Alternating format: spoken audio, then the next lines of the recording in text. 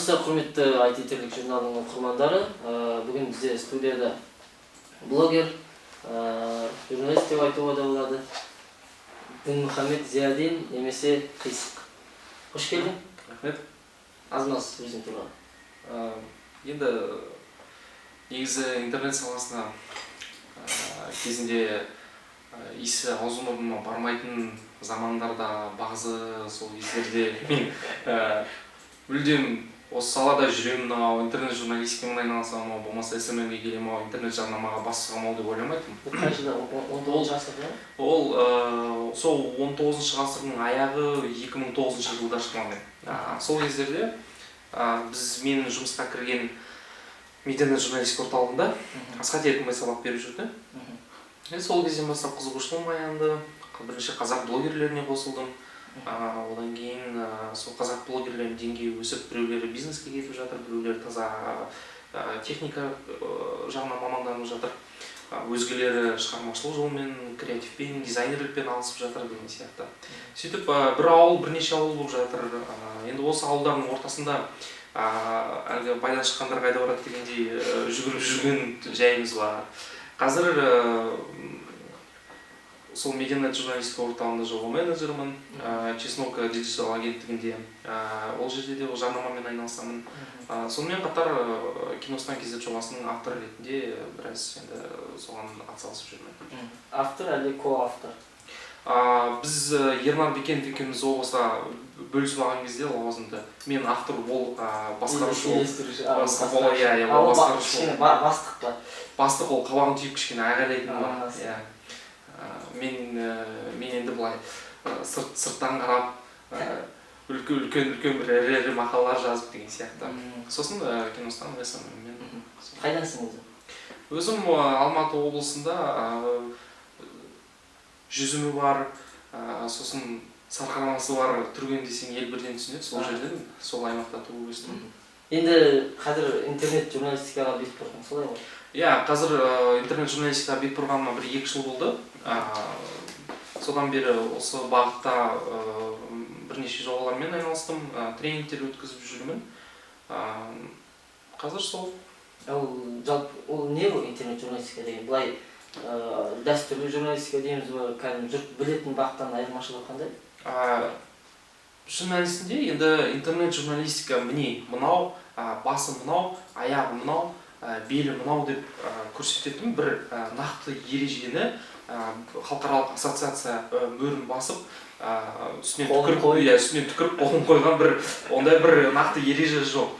Бірақ интернет журналистика дегеніміз азаматтық журналистика сол қатар дамып, солардың интернеттің бар жер-жерге қарқындап еніп, әр адамның қойны қонышына тұтас дендеп алған кезде, сол кезде пысықайлардың жұлып кеткен бір бері бизнес, арсы бір энтузиастық жобалардың жалпы көрінісі.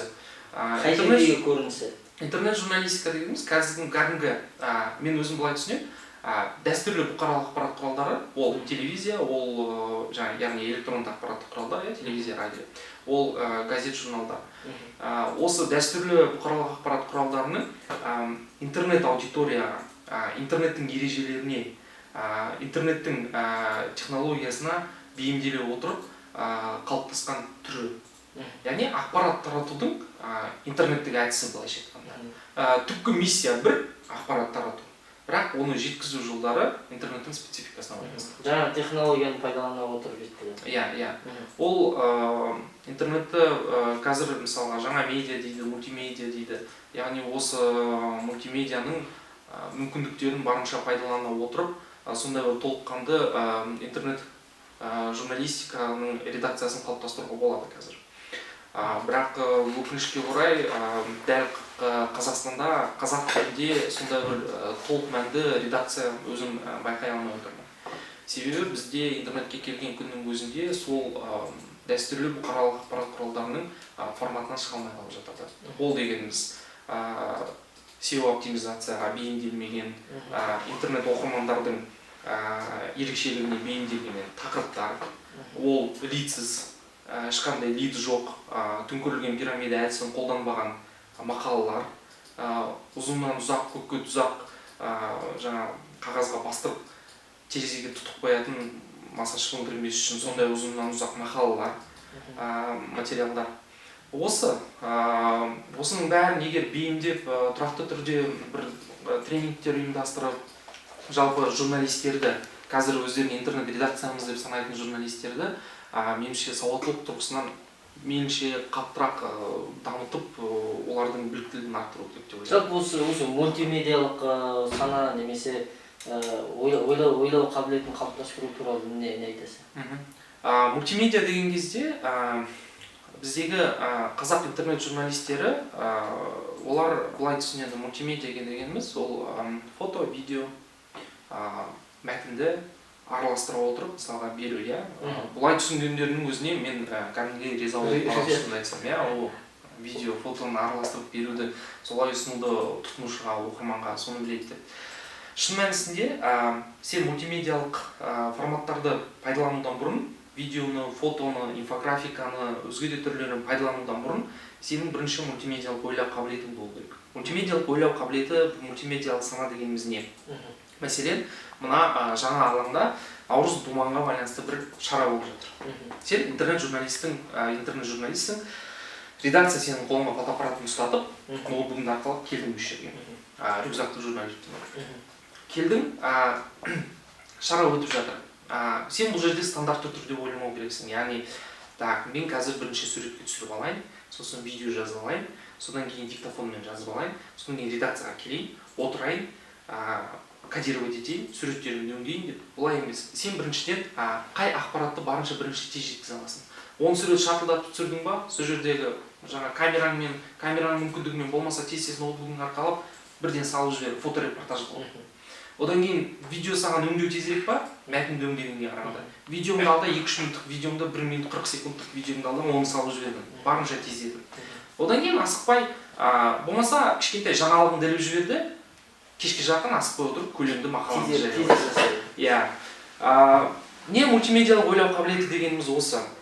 Оқиға болған жерге, болмаса қандай да бір жаңалықты мультимедиалық тұрғыдан ол туралы ақпарат беру кезінде сен бірінші кезекте оқырманға не ұсына аласың, барынша тездетіп, сапалы түрде не ұсына аласың, және ол оқиғаны сен мультимедиалық форматтың қаншауын қамту арқылы ақпарат тарата аласың осы оқиға туралы. Міне осы. Мүмкін сенің видео түсіруге мүмкіндігің болмайтын шығар. Осының бәрін есептей отырып ақпарат беру.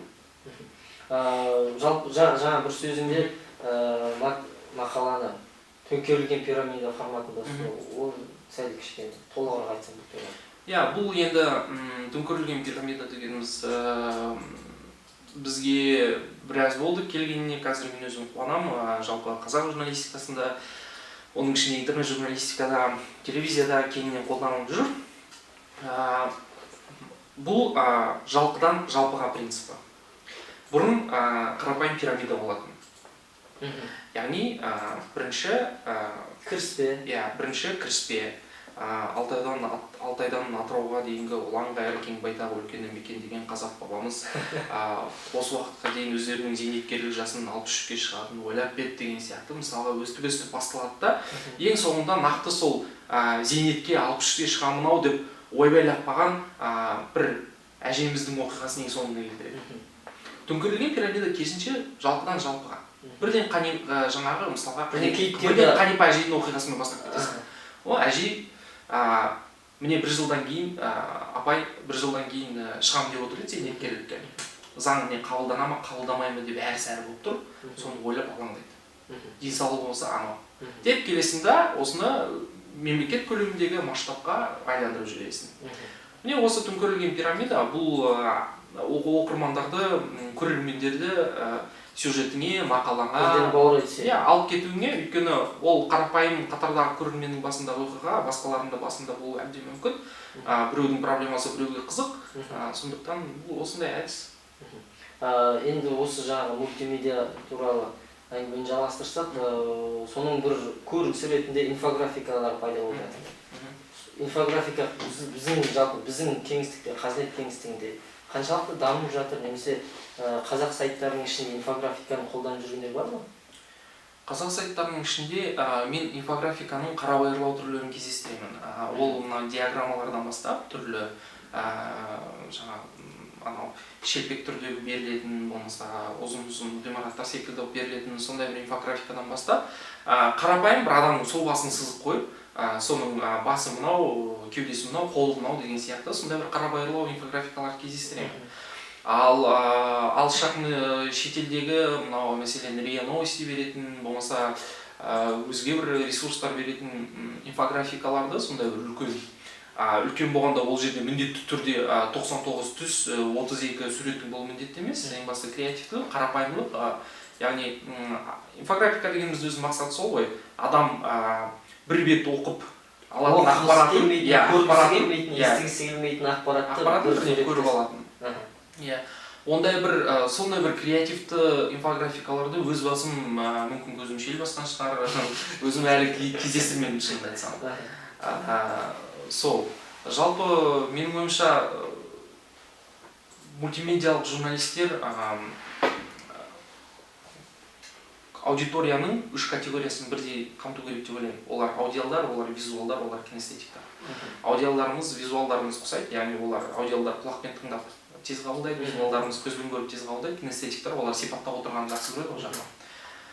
Осыларға арнап фото-видеоңды, инфографикаңды, мәтініңді бәрін бірдей араластырып жан-жақтан берсең, сенің соғұрлым сайтыңның қолданушыларының санының көп болуы осыған тікелей байланысты деп ойлаймын.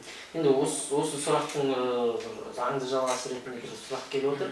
Жалпы біздің қазнеттегі сайттардың, әсіресе ақпараттық сайттардың мәлімет ұсынудағы қателіктер туралы айтсаң, немесе жетістіктері? Бізде енді қателіктері тұрғысынан келетін болсақ, ол бізде ақпаратты техникалық тұсын бажайламай, тіке басы көзге қойып қалып береді. Яғни бұл бағана айтқанымыз SEO оптимизацияны көп жайларды ескермей жатады. Сол сияқты бізде ілімек мәдениеті қалыптаспаған деген дұрыс тілмен қою. Одан кейін көп газет сайттары газеттерінде жарияланған мақаланы сол күйі қотыра салады интернет сайттарына. Енді қайтпек керек. Қайтпек керек. Жаңағы мақалаңды интернет аудиторияға бейімдеу керек. Тақырыбын түзетіп, нақты бастаушы бар, баяндаушы бар, толық аяқталған, нақты тақырыбыңа қатысты сөздер, Алматы, пәлен деген форум, түген деген адам, мынау деген жер деген, солар нақты сенің тақырыбыңда жүру керек. Тақырыбыңа сыймай қалған нәрсе лидыңда жүру керек мәселен. Одан кейін бағанағы ең маңызды, ең керекті ақпаратты сен басына шығарып жіберді мақаланың. Ортасына бір жерге апарып тығып қоймай. Ең басына шығарып жіберсең, интернетте өйткені адамда шектеу жоқ, дәстүрлі бақ сияқты. Ол сенің мақалаңның бастапқы бір-екі сөзін оқиды да, ұнамаса ол жабады да кетіп қала береді ары қарата. Сондықтан ол сенің ары кетсе бастапқы 2 абзацыңды оқиды қызыл жолыңда. Сол 2 абзацта сен оған ақпаратын жеткізіп үлгеру керексің. Үлгеру керексің, немесе қызықтырып үлгеру керексің. Бірінші кезекте жеткізу керексің. Сондықтан ең керекті, ең дәмді, ең тұшымды, ең маңызды деген ақпаратыңды сол басына шығарып жібердің. Тақырып, лид, одан кейінгі бір абзацқа. Ары қарата сен соған қатысты жанама. Бұл негізгі формула. Бұл мақаланың құрылымы. Классикалық интернет журналистика мақаласының құрылымы. Тақырыбың нақты сенің оқиғаңа қатысты. Лидіңде негізгі фактілер, деректер. Одан кейін оған қатысты бір цитаталар, комментарийлер. Ары қарата қосымша деректер бересің бе, өткен жылғы турасында оқиғамен салыстырасың ба, ол журналистиканың өзі. Одан кейін қазіргі бір қазақ журналистикасында, қазақ интернет журналистикасында мен онша байқай бермейтін нәрсем ол бэкграунд. Осы бэкграунд қолданса деймін. Ол жалпы оқиғаға байланысты қысқаша ақпарат беріп кету ғой мақаланың ең соңында. Өйткені кейде болып жатады, мәселен, білмеймін, бір спорт жарысы болып жатыр дейік. Ол жыл сайын өтетін дәстүрлі жарыс. Сол жарыс өтті, ол жерде Қазақстан түгесінші орын, пәлендегі мемлекет мынасыншы орын алды деп келеді де, болды сонымен аяқталады. Ол не жарыс, ол қайдан келе жатқан жарыс, қашан құрылды? Егер сен сол туралы мейлі сол Википедиядан алып берсең, ол сенің оқырманыңа қызықты болады. түсінікті. Енді бұл бір жағынан алғанда SEO технологияға жақын мәселені айттым. Мысалы, лидтердің мақаланың тақырыбы, жалпы дәстүрлі бағыттағы газет журналдағы мақаланы интернет оқырмандарға лайықтап жариялау дедің. CMM туралы не айтасың? Social media marketing деп жүр ғой? Social media management деп жүр. Енді CMM бойынша бізде қазір бір бит курс бар. Құдайға шүкір, Құдай жаңағы Тәңір қазақты тілден кенде қылмаған. Сондықтан әлеуметтік желілерде бір сілтемелермен бөлісу кезінде мен қызықты жанына бір комментарий қосып жазу жағынан одан бір сондай кенделік көріп тұрған жоқпын. Бірақ кейбір бұқаралық ақпарат құралдарының компаниялардың қазақ тілді SMM-шіктеріне айтатын бір өтінішім бар. Түнгі сағат 12-ден кете бере 12 мен 12:30 аралығында, болмаса түскі сағат 1 мен 2-нің аралығында әлгі компанияның болмаса бақтың сайтындағы 30-40 сілтемені бірден Фейсбукқа тығып тастауды доғарыңыздар штегін. Камераға қарап айтып доғарыңыздар штегін. Өйткені шынымен қолданушының бүкіл лентаңды қоқысқа былғап тастаған кезде аяқ жүріп ала алмай қаласың. Сол SMM мәдениет енді қазір қазақ тілді ортада бірте-бірте қалыптасып келе жатыр. Бөлісу, шеерлеу, твиттеу деген сияқты. Тек менің бір енді ол арманым емес, бірақ болашақта көргім келетін дүнием ол қазақ тілді SMM мамандардың SMM-нің басқа да түрлерін меңгерсе. Ол вирустық видеолар жасау, ол түрлі интернет мемдерді кеңінше қолдану, мотиваторлар, демотиваторлар деген сияқты. Соларды барынша кеңінен қолданса, ол сіздің сайтыңыздың танымал болуына, ол сіздің өзіңіздің қызықты юзер ретінде қалыптасуыңызға жағымды ықпал етеді деп ойлаймын. Ал енді осы жерде бір қитұрқы сұрақ келіп отыр менің көңіліме. Мысалы, вирустық роликтер, мотиватор, демотиваторлар. Мысалы, айталық, қандай да бір ақпараттық сайт, ол өзінің бір орысша айтқанда бір серьезный сайт ретінде көреді. Яғни бір артық қылжаңы жоқ, орта жастағы аудиторияға арналған, бір жеңіл желтек емес деп өзін солай көреді. Бірақ оларда адам тарту арқылы жаңағы вирустық рекламалар, мотиватор, демотиваторлар арқылы танылғысы келеді. Сол кезде ол ресурстарды қайда орналастыра алады? Немесе дұрысы қалай болады? Оны мысалы кейбіреулер барлығын жасап өзінің сайтына тарту үшін өзінің сайтына орналастыра береді. Сонда ол жаңа сен айтқандай қоқыс қайнап кетуі мүмкін. Мен шынымды айтсам, ондай қосымша бір SMM құралдарды өзіңнің сайтыңа бықтып орналастыра беруге қарсымын. Себебі сенің сайтың ақпараттық сайт па? Сенің сайтыңда негізінен ақпарат болу керек. Ал жаңағыдай көңіл көтеретін, адам тартатын, лайктататын, твиттететін, ретвиттететін заттарыңды оны апарып сен әлеуметтік желілеріне тық. Фейсбукта парақшаң бар ма? Мәселен, ИП Түгенбаев деген сенің Фейсбукта парақшаң бар ма? Сол жерге апарда ИП-ң мысалы тас өңдеумен айналысады дейді. Ал біздің заманымызға дейінгі тас өңдеп жатқан құлдардың суреттерін салып қойып, міне былай болған екен. Ал қазір біздің технологиямыз былай деп мысалы деген сияқты.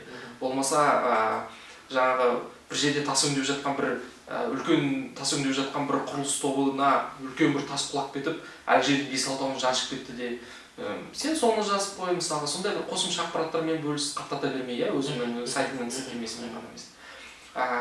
Жаңағы айтқан вирустық роликтарды, мемдеріңді, басқа қосымша бір өзге ақпарат көздерінен алған мәліметтеріңді Facebook парақшаңа, Twitter аккаунтыңа, ВКонтактедегі мойынберімдағы аккаунттарға барсам. Енді керемет жауап, бірақ осындай да мәселе бар кейбір сайттарда. Әлеуметтік желіде, мысалы сол сайттың әлеуметтік желілерінде жақсы аудитория бар. Мысалы ВКонтакте, Твиттерде, Фейсбукта белгілі бір аудиториясы болады. Бірақ ол аудитория ешқашан ол сайттың өзіне аттап аяқ баспайды. Не істеу керек? Немесе бұл неден кеткен қателік? Бұл менің ойымша сайттың енді контентін оқырманға, аудиторияға дұрыс жеткізе алмауға байланысты деп ойлаймын. Себебі, яғни терезенің таразының қоспасын тең ұстау керек. Сен неше түрлі мимими мысықтардың мә қандай күшті дегізетін күшіктердің суретін сала бергеніңмен мысалы ол сенің сайтыңа ешқандай пайдасы жоқ қой. Сондықтан таразы басын тең ұста, 5 сурет салдың ба қызықты, бір 3-4 сайтының сілтемесін салып қой. Салғанда да оны құры шегерлей салып емес, оның жанына бір қызықты соған байланысты комментарий жаз. Мәселен, сенің ақпаратың бағанағы айтқан тас өңдеудің жаңа құралы шықты дейтін болса, адамға қауіпсіздік жағынан 95% сені қауіпсіз ететін. Соған байланысты бағанағы айттым, бір сурет салып қой. Біздің заманымызға дейінгі 3-ші ғасырда Рим империясында құлдар тасты осылай өңдейтін. Ал қазір міне мынандай құралдар бар деді, сілтемеңді беріп қой деген сияқты. Барынша қызықтырып жазсаң, оқырманға орысша айтқанда на ты, яғни сен деп сөйлесетін болсаң, алыстан сіз біз емес. Ол да сені дос ретінде қабылдайды. Осы сіз деген тақырыпты өте жақсы көтердің. Жалпы әлеуметтік желіде отырғанда қайсысын пайдалануға дұрыс? Себебі кейбіреулер араластырып айтады, кейбіреулер сен дегенді дұрыс көреді. Тура мағынасында ма? Егер тура мағынасында қандай да бір сайттың, компанияның, бақтың атынан аккаунт жүргізіп отырсаңыз, сонда міндетті түрде сіз деп сөйлеңіз. Сіз деп сөйлеңіз, себебі ол бер жағы қарапайым этика, ар жағы ол жалпы көзге ерсі көрінбейді. Көзге жағымды көрінеді. Сен деп тікең деп тұрғаннан. Бірақ бағанағы менің айтқан сен дегенім ол ауыспалы мағынада, яғни сен жақын тұту керексің. Ал жалпы айтқанда міндетті түрде сіз деу керексің.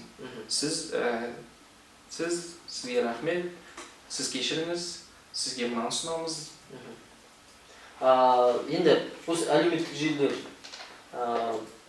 Mail.ru, ВКонтакте, Facebook, Twitter, осының әрқайсының аудиториясының қандай да бір портреті бар ма? Мысалы, жалпы қазақ сайттары үшін қай әлеуметтік желіге кішкене басымдық берген дұрыстау, қай аудитория қай жерде отыр, қалай тартуға болады? Мен осы уақытқа дейін, мәселен, қазақ сайттар үшін, қазақ тіліндегі сайттар үшін Моймирдің қолданушылары қажет деп сөйтіп санап келген болатын. Бірақ Киностанның СММ-ін жүргізгелі бері, мәселен, Киностанның Моймирдағы Киностанға жазылған Киностанмен дос қолданушылардың саны Фейсбукқа, Твиттерға қарағанда 4-5 есе көп. Бірақ ол жақтан келетін адамдардың саны шамамен бірдей, өзге әлеуметтік желілермен салыстырғанда, тіпті төмен. Сәйкесінше ол жерде отырған аудитория сенің бөліскен сілтемелеріңе ондай қызыға қоймайды. Бір аса бір сондай эксклюзивті болмаса, өте қызық ақпаратың болмаса, күнделікті ақпаратың, күнделікті мәліметің оларға сондай бір қызық емес.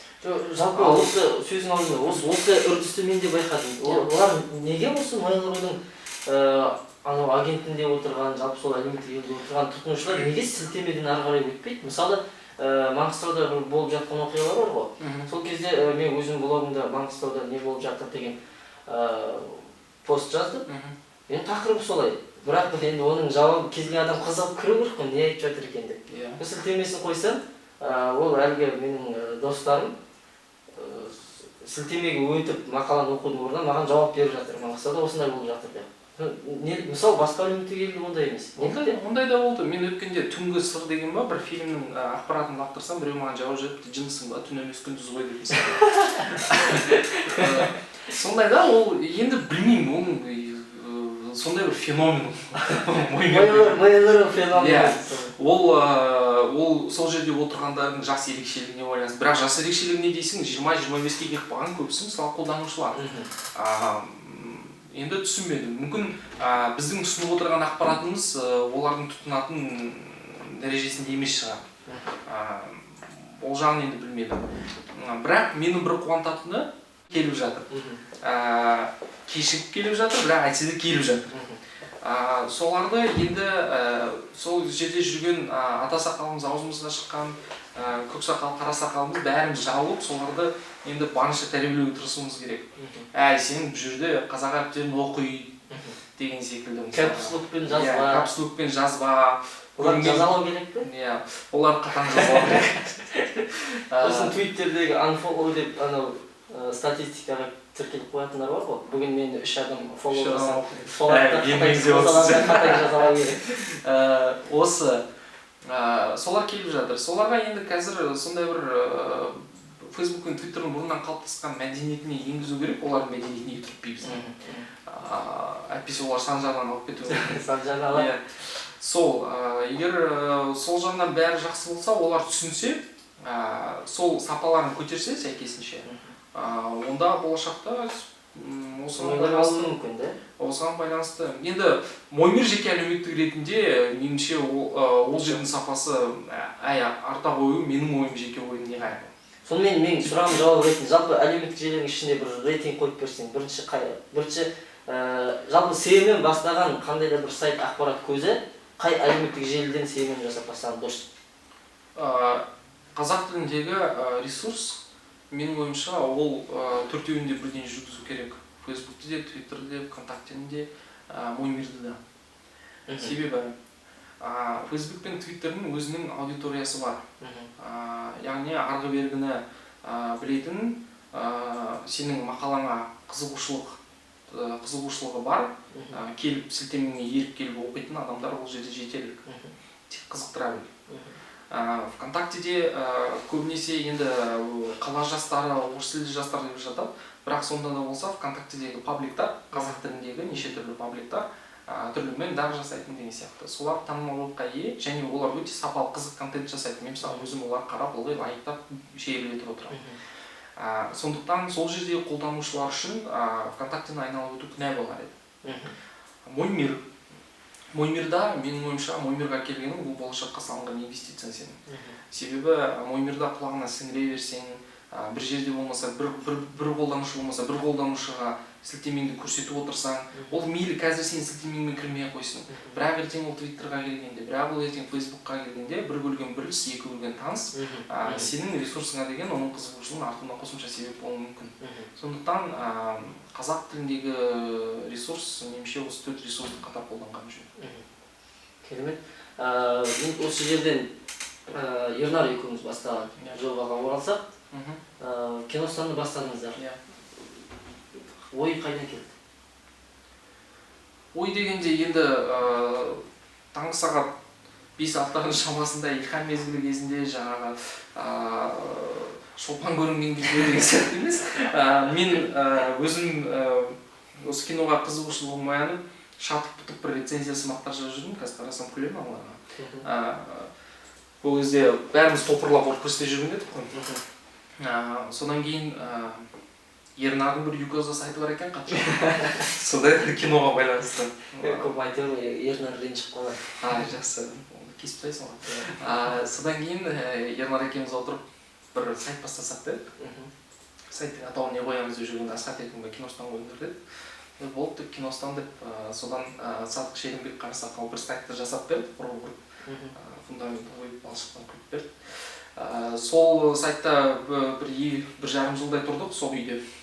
Сосын басқа үйге көштік, кішкене кеңірек, биігірек, мықтырақ деген жарығы көп деген. Қазір енді сол жердеміз Киностан кезет. Қазір барынша енді энтузиастық жоба ғой, 2 жылдан асты энтузиазммен келе жатырмыз әлі. Әлі сарқылған жоқ. Әлі қайта сарқылудың орнына күшейіп бара жатырмын деп қоямын. Сол оқта-текте бір жарнама бойынша келетін қаламақылар болмаса, тұрақты түрде ол өзін ақтауға шыққан жоқ әлі сайт.